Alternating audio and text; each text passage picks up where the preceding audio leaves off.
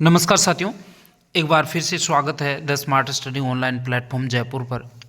साथियों, यह है आपका असिस्टेंट प्रोफेसर टेस्ट सीरीज का जो सार है उसका पार्ट नंबर 3 है।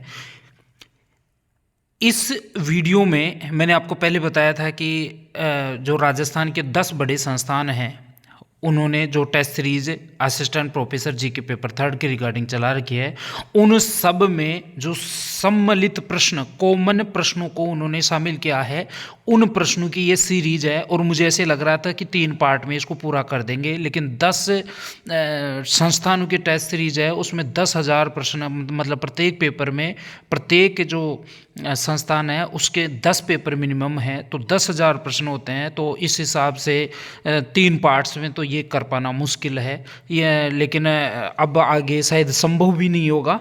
फिर भी यदि आपको ऐसे लगता है कि सीरीज को और बढ़ाना चाहिए, लगभग मुझे ऐसे लगता है कि 300 प्रश्न तो मैं और दे सकता हूँ आपको, क्योंकि अभी पूरा हुआ ही नहीं, आधा पार्ट ही नहीं हुआ।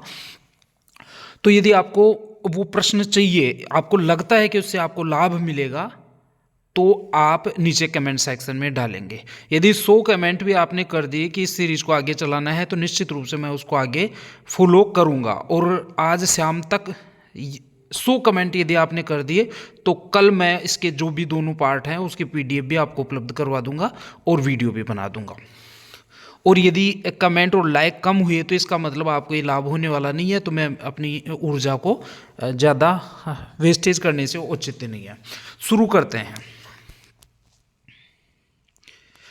पहला प्रश्न, राजस्थान के राज्यपाल जो यूपीएससी के अध्यक्ष भी रहे, स्वरूप सिंह। राजस्थान के ऐसे कौन से राज्यपाल थे जो यूपीएससी के अध्यक्ष भी रहे? वो थे स्वरूप सिंह। राजस्थान के प्रथम उप मुख्यमंत्री पूछा गया, टीकाराम पालीवाल। विधानसभा बैठक बुलाने हेतु समय का निर्धारण कौन करता है? राज्यपाल। विधानसभा बैठक बुलाने हेतु समय का निर्धारण कौन करता है? राज्यपाल। चौथा, हाई कोर्ट में कार्यकारी मुख्य न्यायाधीश की नियुक्ति कौन से अनुच्छेद के तहत की जाती है? अब देखिए, मैंने आपको बताया था राजस्थान लोक सेवा आयोग आजकल ऐसे प्रश्नों को पूछने का ट्रेंड विकसित कर लिया है जो करंट अफेयर्स में चर्चित हों और ट्रेडिशनल जीके से रिलेट करके प्रश्न पूछता है। अभी आपको पता है MM श्रीवास्तव को कार्यवाहक मुख्य न्यायाधीश राजस्थान में बनाया गया है, तो उसका अनुच्छेद पूछ लिया। तो अनुच्छेद है 223। अब एक प्रश्न पूछा गया एक सीरीज में कि संसद के समावेदन से राष्ट्रपति निम्न में से किसको हटा सकता है? उत्तर था न्यायाधीश। फिर एक प्रश्न है, आरपीएससी के प्रथम अल्पसंख्यक अध्यक्ष कौन थे? मोहम्मद याकूब। आरपीएससी के प्रथम अल्पसंख्यक अध्यक्ष कौन थे? मोहम्मद याकूब। लोक सूचना अधिकारी के विरुद्ध प्रथम अपील का समय 30 दिन। लोक सूचना अधिकारी के विरुद्ध प्रथम अपील का समय क्या है? 30 दिन। राजस्थान राज्य लोक सेवा आयोग के कर्मचारी और सदस्यों की सेवा शर्तों को विनियमित करने की शक्ति किस अनुच्छेद में है? अनुच्छेद 318। राज्य लोक सेवा आयोग के कर्मचारी और सदस्यों की सेवा शर्तों का विनियमित करने की शक्ति किस में है? अनुच्छेद 318 में। फिर एक प्रश्न पूछा गया है कि 2014 में गठित नरपतमल लोढ़ा समिति का विषय क्या था? तो वो लोकायुक्त से संबंधित उसकी सिफारिश देना था। 2014 में गठित नरपतमल लोढ़ा समिति का विषय क्या था? लोकायुक्त। अटल प्रोग्रेस वे। अटल प्रोग्रेस वे को मैंने एक वीडियो में पहले भी शामिल किया था। अटल प्रोग्रेस वे को 2 तरीके से पूछा गया था। अब यहाँ पर जो टेस्ट सीरीज, ज़्यादातर जो टेस्ट सीरीज है वो अटल प्रोग्रेस वे को के संबंधित जिलों का नाम पूछा है। तो अटल प्रोग्रेस वे है वो राजस्थान, उत्तर प्रदेश और मध्य प्रदेश के जो शहर ये आपके चंबल नदी के किनारे किनारे बसे हुए हैं, उनको जोड़ने के लिए अटल प्रोग्रेस वे बनाया गया है। और राजस्थान के कोटा और बारां में से होकर ये गुजर रहा है, तो कोटा और बारां का आपको ध्यान रखना है। एक सीरीज में लगभग इस प्रश्न को आपका जो गांबड़ी आहाड़ा डूंगरपुर है, ये स्थान है, सौर ऊर्जा संचालित सैनिटरी नैपकिन बनाने की प्रथम मशीन यहाँ पर लगाई गई है। अब आपको पता है कि वर्ष 2023 में राजस्थान के 4 व्यक्तियों को 3 पद्मश्री पुरस्कार दिए गए हैं। उन 4 व्यक्तियों में से मूलचंद लोढ़ा भी एक व्यक्ति थे जिनको पद्मश्री 2023 दिया गया है। अब यहाँ पर मूलचंद लोढ़ा का नाम पूछकर एक टेस्ट सीरीज में मूलचंद लोढ़ा का कार्यक्षेत्र पूछ लिया कि किस वजह से दिया गया है। तो मूलचंद लोढ़ा ने पिछले 5 वर्षों में आदिवासी उत्थान के काफ़ी कार्य किए हैं, इस वजह से इनको पद्मश्री पुरस्कार मिला है। ये जो प्रश्न है साथियों, पालनहार योजना का जो प्रश्न है ना, किसी न किसी रूप में तोड़ मरोड़ कर ज़्यादातर टेस्ट सीरीज जो 10 संस्थानों की टेस्ट सीरीज है उनमें से प्रत्येक टेस्ट सीरीज के कम से कम 5 पेपरों में पालनहार योजना से संबंधित प्रश्न पूछा है। तो निश्चित रूप से आपको परीक्षा में भी देखने को ये मिलेगा। अब यहाँ पर जो अलग अलग पूछा है, कहीं पूछा है सामान्य श्रेणी, पालनहार योजना में सामान्य श्रेणी के जो 0 से 6 आयु वर्ग के बालक बालिका को कितनी छात्रवृत्ति, कितनी आर्थिक सहायता दी जाती है। किसी ने 6 से 18 पूछ लिया, किसी ने अनाथ श्रेणी में 0 से 6 पूछ लिया, किसी ने अनाथ श्रेणी में 6 से 18 पूछ लिया। तो ये चारों के चारों जो प्रश्न है ना साथियों, मैंने एक ही जगह आपको लिख दिया। पालनहार योजना 2 श्रेणी होती हैं, एक सामान्य श्रेणी होती है, एक अनाथ श्रेणी होती है। दोनों श्रेणियों को 2-2 उप श्रेणियों में बांटा गया है। सामान्य श्रेणी को का एक वर्ग होता है 0 से 6 आयु वर्ग और एक वर्ग होता है 6 से 18 वर्ग। अनाथ श्रेणी में भी एक वर्ग होता है 0 से 6 आयु वर्ग और एक वर्ग होता है 6 से 18 वर्ष।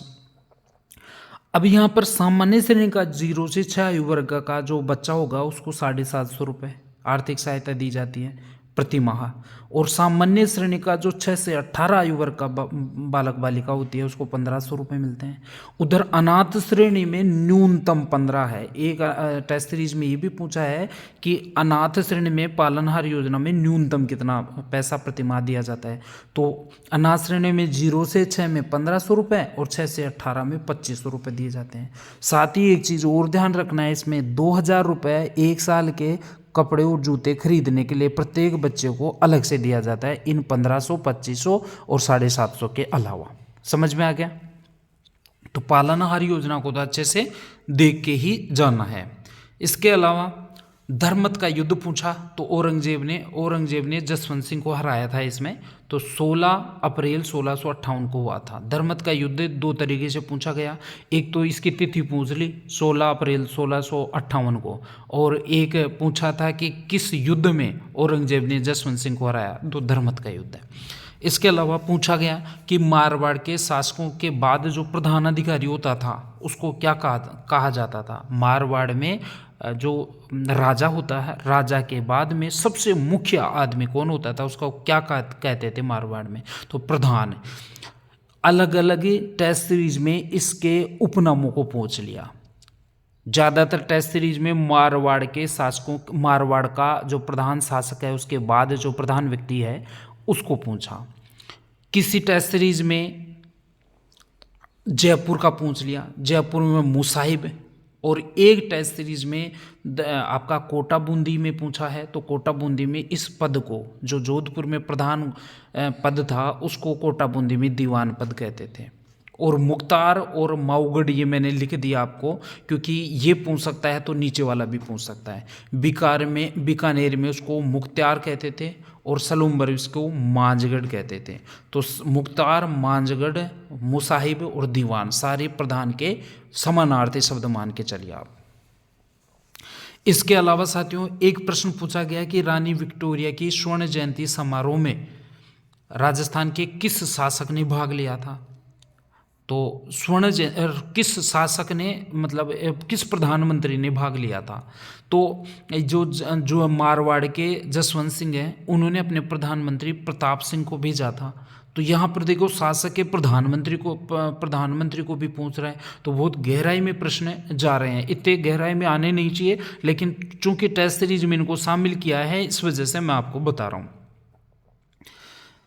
रानी विक्टोरिया का जो स्वर्ण जयंती समारोह है उसमें मारवाड़ के किस प्रधानमंत्री ने भाग लिया, वो प्रताप सिंह आपको बताना है।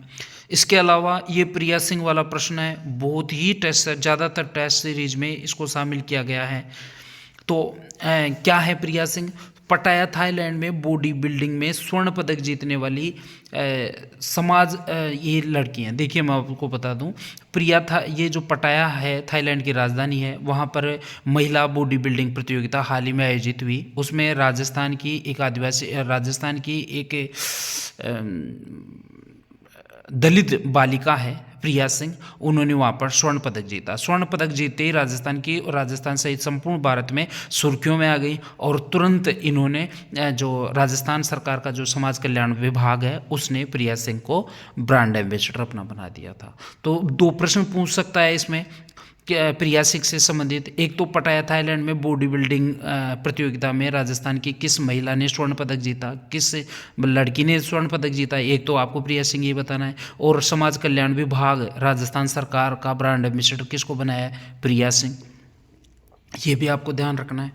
इसके अलावा साथियों, भारत और मिस्र का जो संयुक्त सैन्य अभ्यास हुआ था जैसलमेर, उसको भी ज़्यादातर टेस्ट सीरीज ने अपनी प्रश्नों में स्थान दिया है। भारत और मिस्र के मध्य एक संयुक्त सैन्य अभ्यास हुआ था जैसलमेर में, उसको साइक्लोन 1 के नाम से जाना जाता है।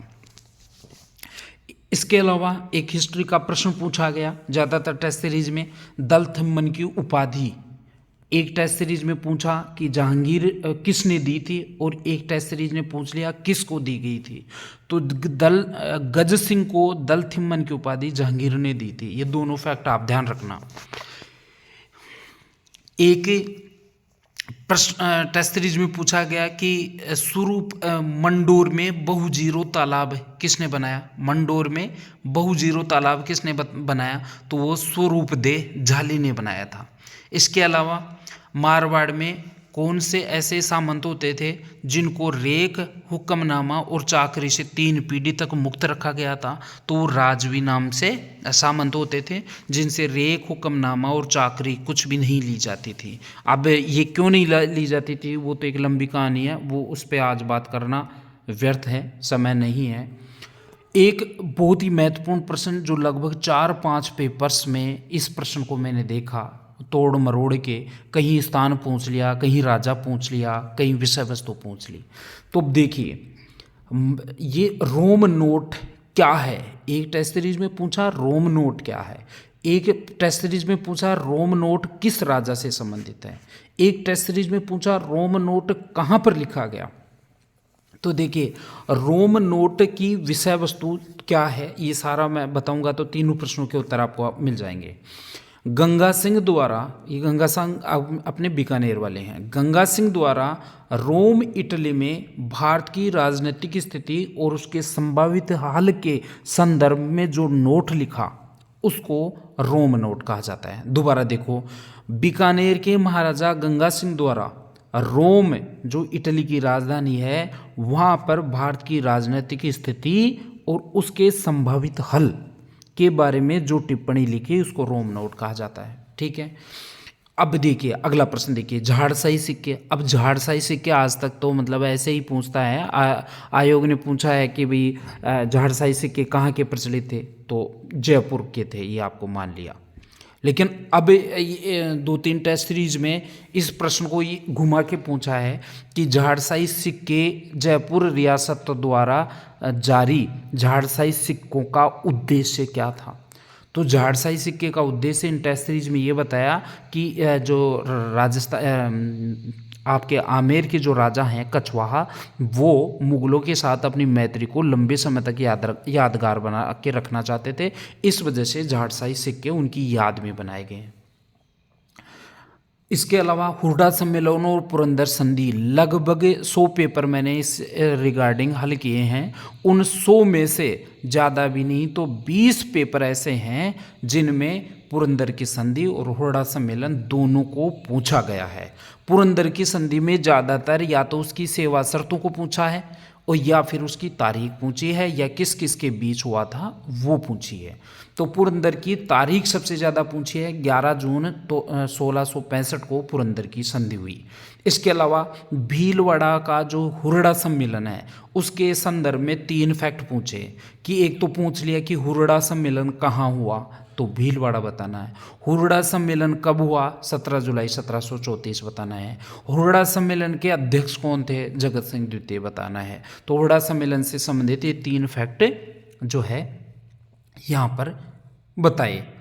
अब मैं आपको बता दूं साथियों, प्रश्नों को स्किप मत करना, और दूसरी बात, वीडियो को यदि लाइक नहीं किया तो लाइक कर दें और चैनल को सब्सक्राइब ज़रूर कर लें, क्योंकि अब जैसे ही आपकी 7 तारीख को परीक्षा हो जाएगी, परीक्षा के साथ आपका जो मूल पेपर है, फर्स्ट और सेकंड पेपर, आपका विषय का पेपर, उसके साथ साथ जो पिछली बार मैं आपको उपलब्ध नहीं करवा पाया था 2021 की असिस्टेंट प्रोफेसर भर्ती के दिनों में, मैं खुद व्यक्तिगत रूप से आरपीएससी जो कार्यालय है वहाँ के आसपास मैं 20-22 दिन तक वहाँ पर जब इंटरव्यू चल रहे थे छात्रों के, उस समय रुका। तो जो जैसे ही छात्र इंटरव्यू दे के बाहर आते उनसे मैंने बात की, किस प्रकार के जो प्रश्न, मेरी टीम में 2 आदमी और थे, वो सारे बात करके किस प्रकार के प्रश्न आयोग ने पूछे, क्या संभावित उत्तर बन सकते हैं, उनका एक कलेक्शन हमने तैयार किया है।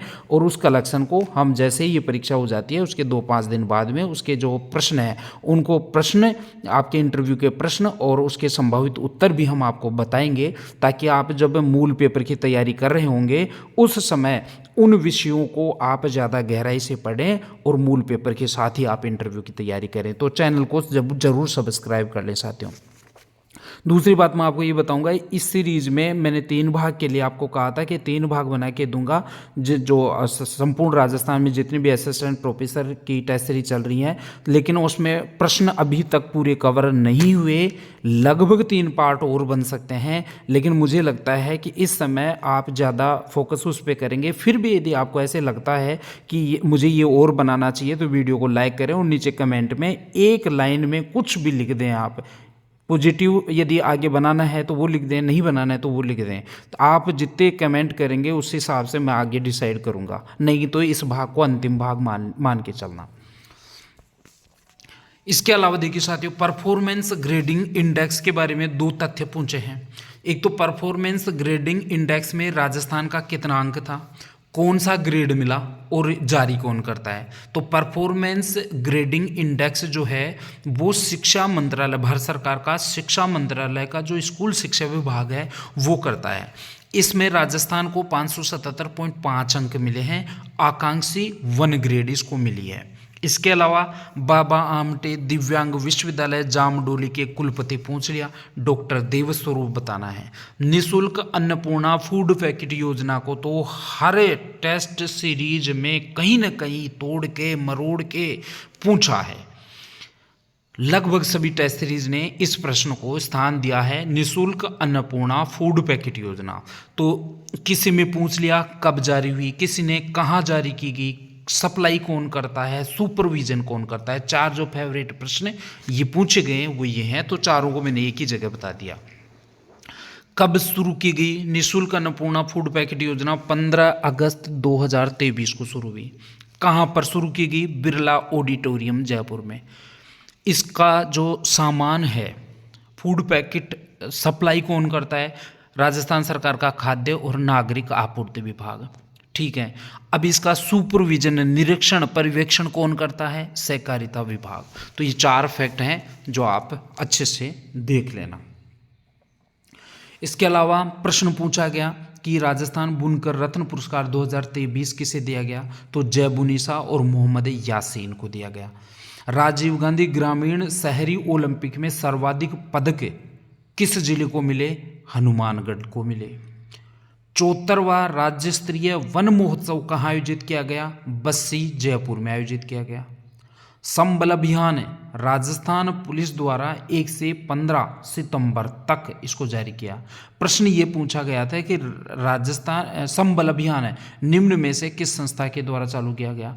तो राजस्थान पुलिस द्वारा 1 से 15 सितंबर के बीच जो अभियान चलाया था उसको संबल अभियान कहा जाता है।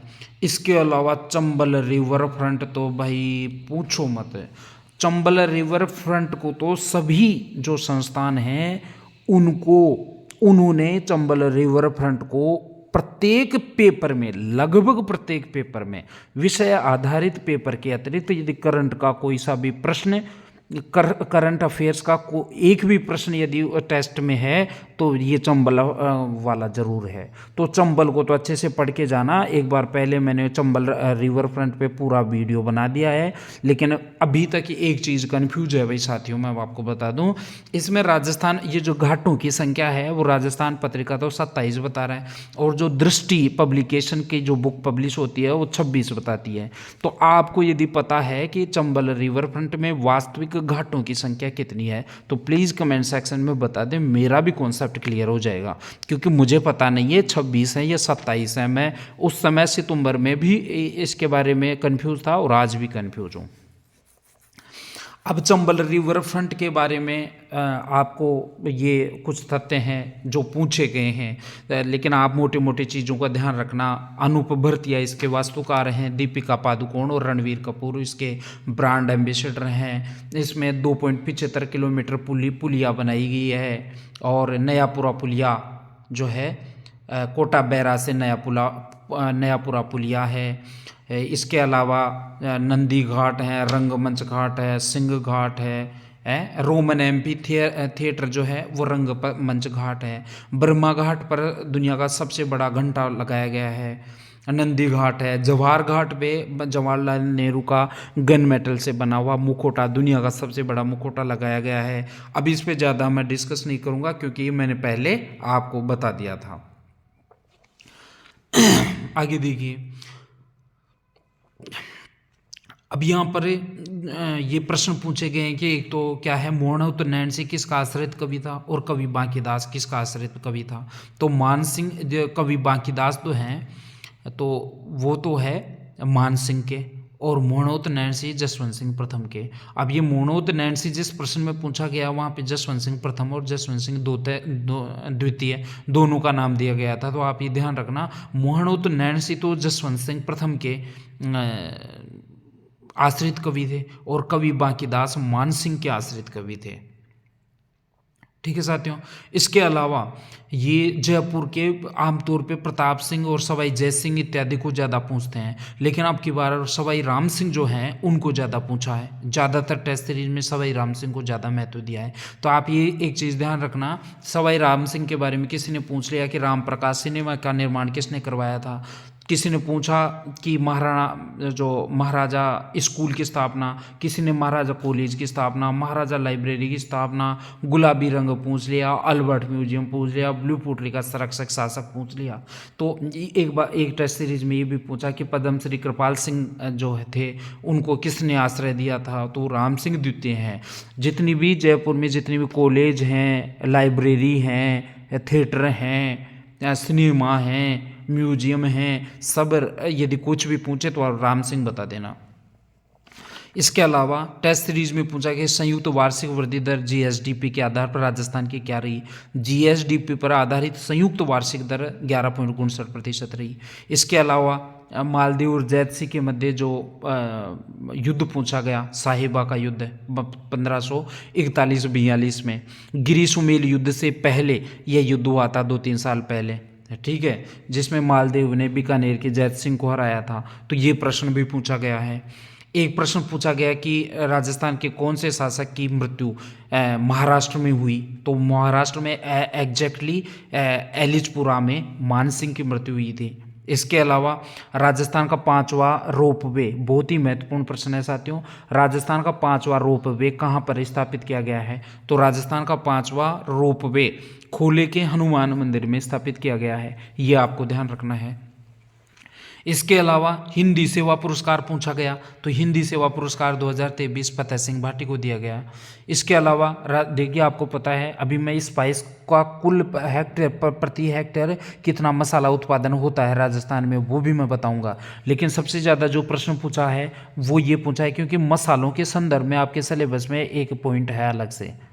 ठीक है, तो राज्य का प्रथम जो मसाला पार्क है वो जोधपुर में स्थापित किया गया। इसके अलावा राजस्थान के जो चावल उत्पादक जिले हैं उनको भी पूछा गया है कि राजस्थान में प्रमुख चावल उत्पादक जिले कौन कौन से हैं। तो कोटा, बारां, बूंदी और बांसवाड़ा राजस्थान में चावल उत्पादक बड़े जिले हैं। एक प्रश्न पूछा गया सबसे ज़्यादा जो टेस्ट सीरीज ने स्थान दिया, 20वीं पशु गणना में राजस्थान में सर्वाधिक कौन सा पशु निकला है। अर्थात राजस्थान की 20वीं जो पशु गणना है उसमें सर्वाधिक संख्या में कौन सा पशु है राजस्थान में, तो वो बकरी है। भीड़ मत कर देना।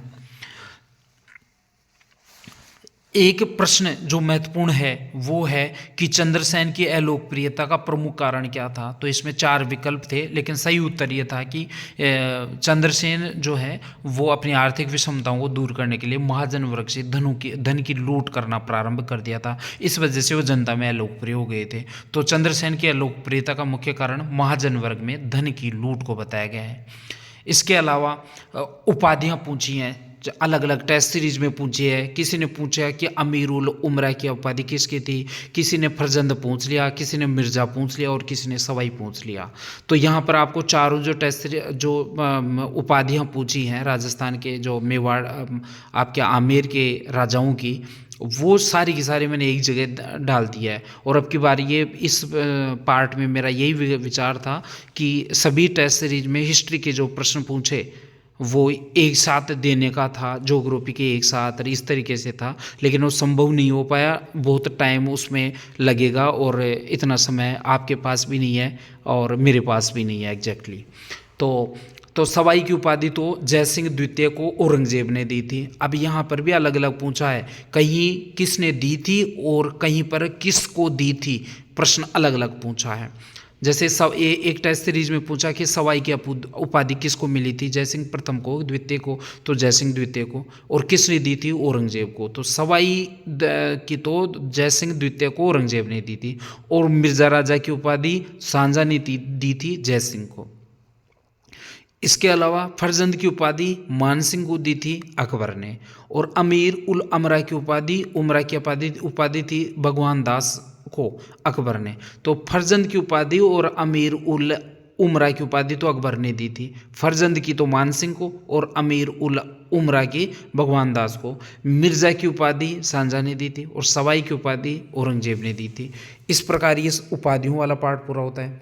इसके अलावा देश के कुल पशुधन में राज्य का अंश पूछा गया था 10.58। देश के कुल पशुधन में राज्य का अंश 10.58, और यदि दूध का पूछे तो 14.98 या 97 ऐसे कुछ होगा। 15% के लगभग संपूर्ण देश का राजस्थान दूध उत्पादन करता है, और जबकि देश के कुल पशुधन का राज्य में 10.5% 10.58% ही पशुधन है, और राजस्थान में सबसे ज़्यादा जो पशुधन है वो बकरी में है।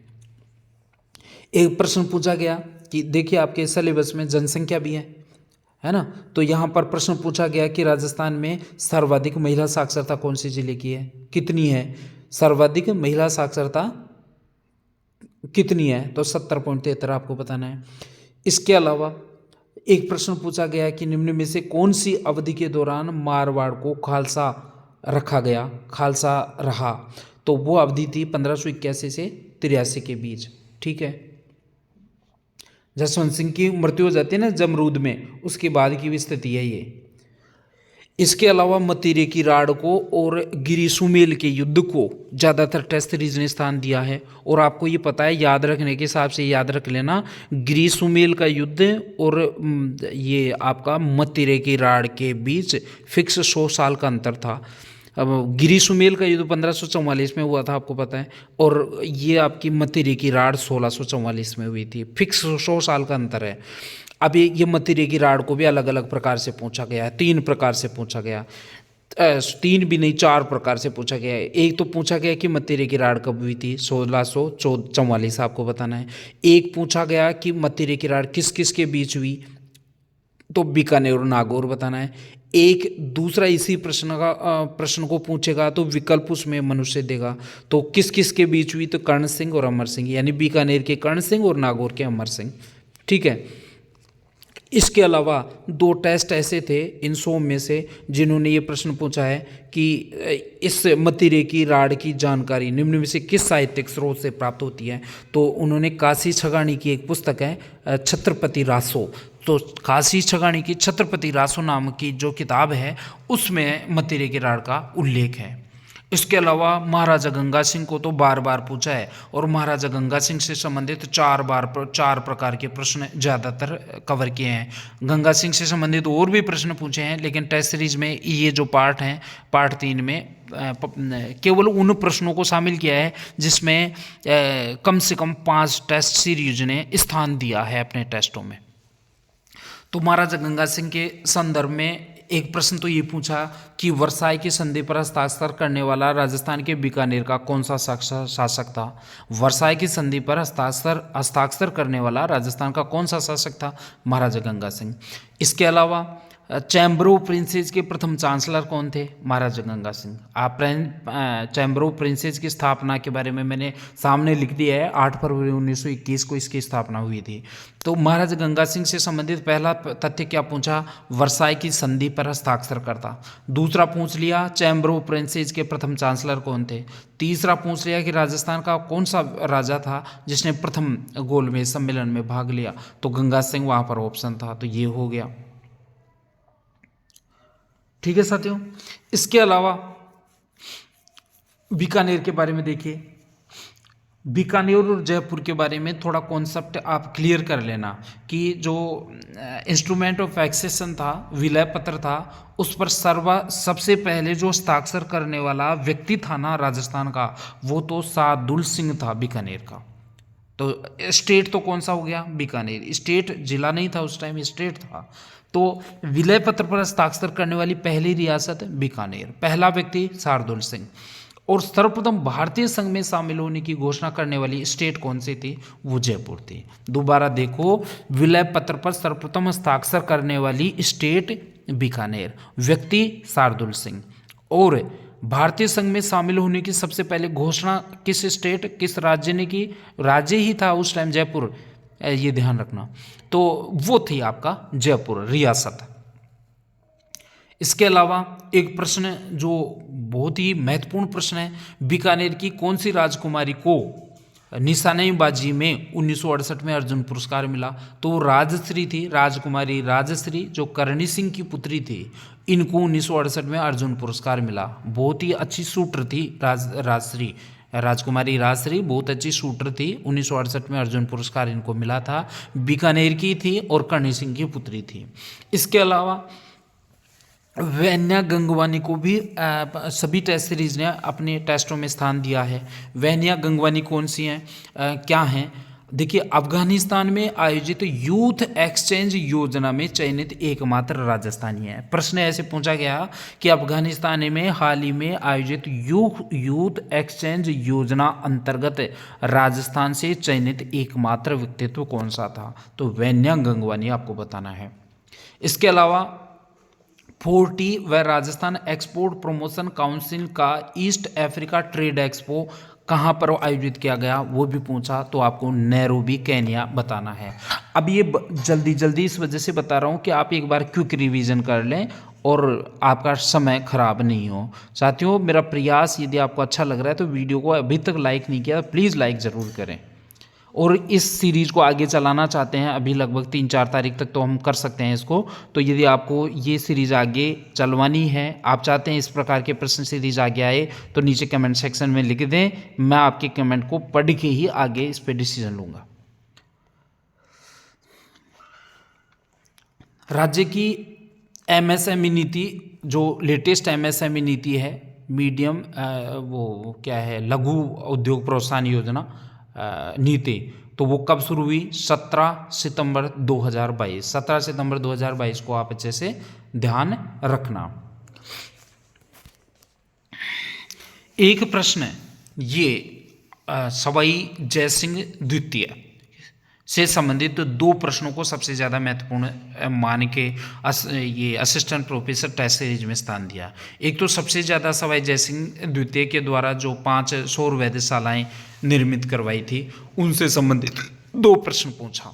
वो कैसे पूछा था? ज़्यादातर टेस्ट सीरीज में इस प्रकार पूछा है कि निम्न में से कहाँ पर सौर वेधशाला की स्थापना जयसिंह द्वितीय ने नहीं की। तो यहाँ पर 5 जगह सौर वेधशाला स्थापित की गई थी। यदि 5 जगह आपको पता है तो उस प्रश्न का आप आंसर दे पाएंगे। जयपुर, दिल्ली, बनारस, मथुरा और उज्जैन, ये 5 जगह पर सवाई जयसिंह द्वितीय ने सौर वेधशालाएँ बनाई थी।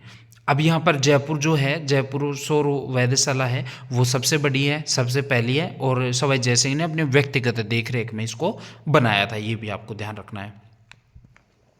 इसके अलावा जो प्रश्न पूछा गया सवाई जयसिंह से संबंधित वो ये था कि सवाई जयसिंह के निमंत्रण पर निम्न में से कौन सा यूरोपीय खगोल शास्त्री आया, या निम्न में से कौन सा यूरोपीय खगोल शास्त्री जयसिंह के निमंत्रण पर नहीं आया। तो नहीं आया में तो क्या होगा, 3 तो इनमें से जो विकल्प होगा और 1 अलग से होगा, ठीक है। और यदि आया नाम से प्रश्न आएगा तो इनमें से 1 होगा, बाकी 3 अलग होंगे। तो ये चारों के चारों नाम आप अच्छे से देख लेना।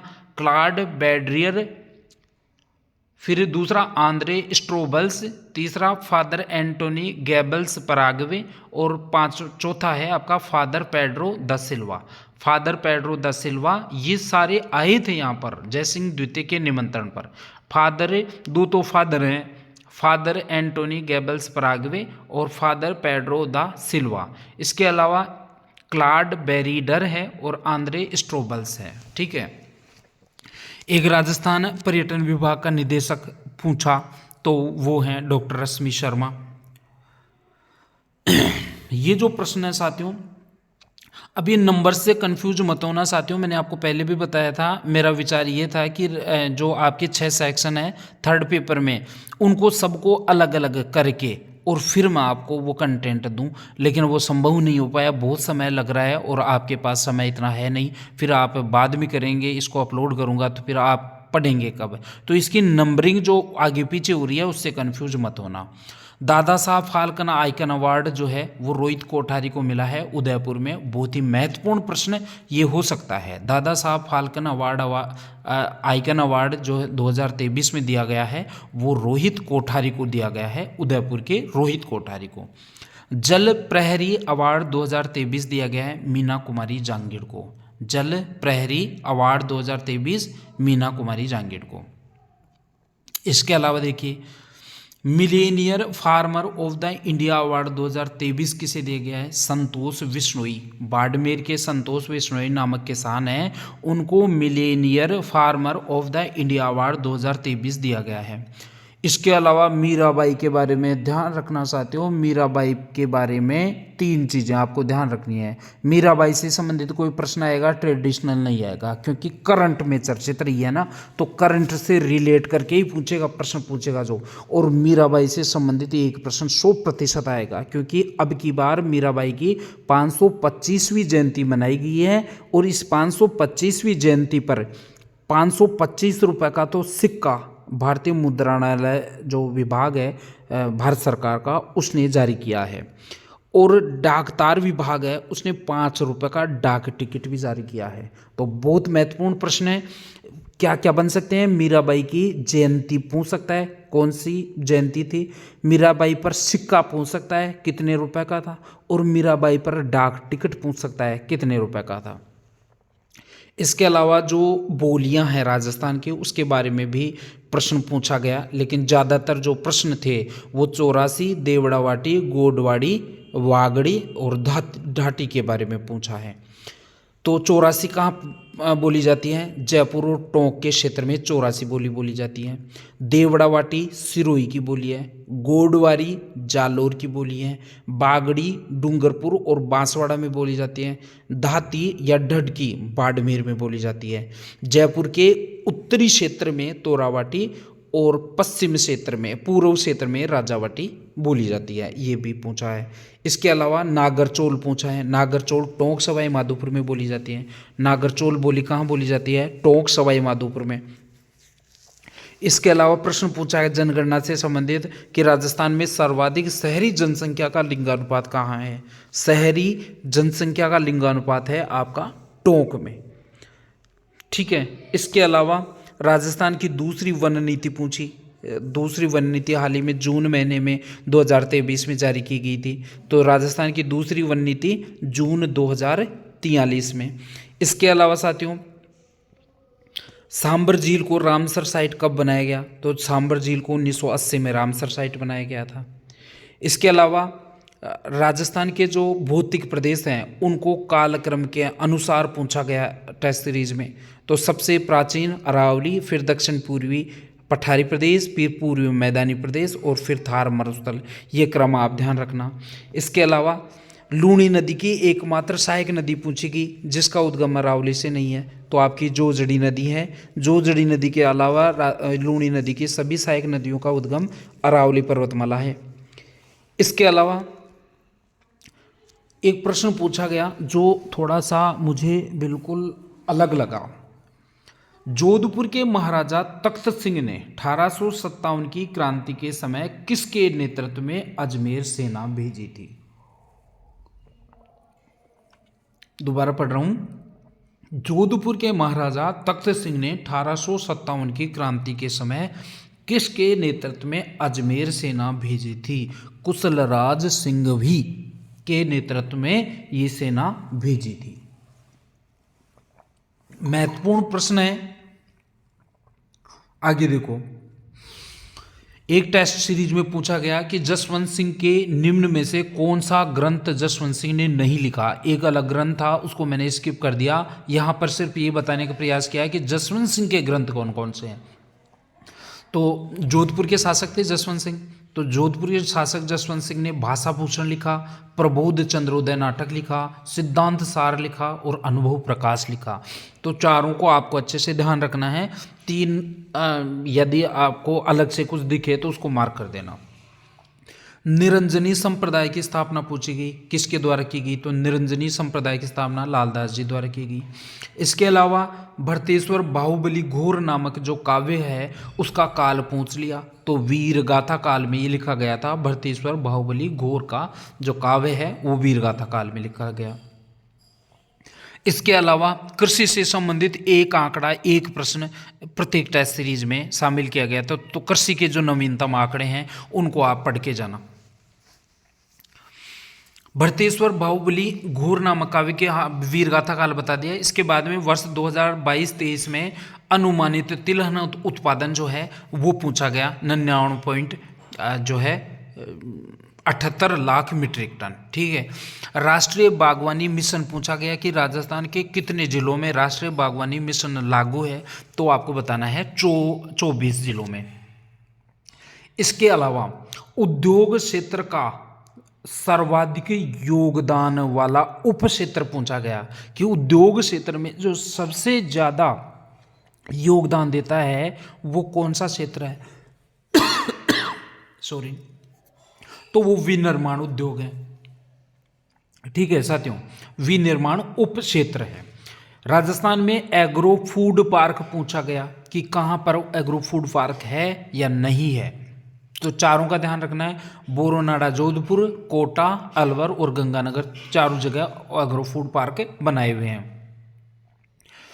राजस्थान में वर्तमान में देश के कुल दुग्ध उत्पादन में योगदान 14.63% है। 14.63% राजस्थान का वर्तमान में देश के कुल दुग्ध उत्पादन में योगदान। और अभी 10-10.5% पशुओं का देखा था कि 10.5% के लगभग राजस्थान में पशु हैं संपूर्ण देश के, और 14.63% जो है वो राज्य में सर्वाधिक दूध उत्पादन होता है। राज्य का कुल पशुधन पूछा 568.01 लाख, और पुरुष कार्य सहभागिता दर 51.5%। राज्य की पुरुष सहभागिता दर कितनी है? 51.5%। 2021-22 में मसालों की उत्पादकता प्रति हेक्टेयर पूछी तो 1287 किलोग्राम है। 1287 किलोग्राम है मसालों की उत्पादकता राजस्थान में। इसके अलावा एक प्रश्न जो सर्वाधिक पूछा गया कि दिसंबर 2022 तक राजस्थान के कितने गांव सड़क मार्ग से जुड़ चुके हैं? तो 89.39% आपको बताना है। दिसंबर 2022 तक राजस्थान के 89.39% जो गांव है वो सड़क मार्ग से जुड़ चुके हैं। ऊर्जा क्षमता को लगभग सभी टेस्ट सीरीज में स्थान प्रदान किया है कि वर्तमान में राजस्थान की जो ऊर्जा दक्षता है, ऊर्जा दक्ष क्षमता है 30 नवंबर 2022 तक 23,487.46 मेगावाट है। 23,487.46 मेगावाट है। इसके अलावा 1 अप्रैल 2022 को जो किशोरी बालिका योजना शुरू की गई थी उसमें राजस्थान के कितने जिले शामिल हैं? तो किशोरी बालिका योजना राजस्थान के 5 जिलों में चलाई जा रही है। एक प्रश्न पूछा गया कि राजस्थान में विशेष योग्य जन को सरकारी सेवा में कितना प्रतिशत आरक्षण दिया जाता है? तो आपको 4% बताना है। ठीक है। इसके अलावा अलग अलग टेस्ट सीरीज में किसी ने जन्म दर पूछ लिया, किसी ने मातृ मृत्यु दर पूछ लिया और किसी में शिशु मृत्यु दर पूछ लिया। तो ये 3 फैक्टर ज़्यादा पूछे हैं। तो आपको ध्यान रखना है राजस्थान में वर्तमान जन्म दर है वो 23.5 है, मातृ मृत्यु दर 5.6 है और शिशु मृत्यु दर 32 है। जन्म दर 23 और मृत्यु दर 32। तो जन्म दर और मृत्यु दर में 2 और 3 के आंकड़े को उल्टा सुल्टा कर लेना, यही है। 23 में 2 को बाद में करोगे ना तो शिशु मृत्यु दर आ जाएगी और जन्म दर 23.5 है और शिशु मृत्यु दर 32 है और मातृ मृत्यु दर 5.6 है। इस प्रकार ये प्रश्न पूरे होते हैं इस सीरीज के। अब साथियों मैं फिर से आपसे निवेदन करूंगा, वीडियो को लाइक नहीं किया तो वीडियो को लाइक कर दें और सीरीज को आगे चलवाना चाहते हैं, आप चाहते हैं इससे लाभ होगा तो कमेंट कर दें। निश्चित रूप से इसके 2 पार्ट बना के मैं आपको और उपलब्ध करवा दूंगा। धन्यवाद।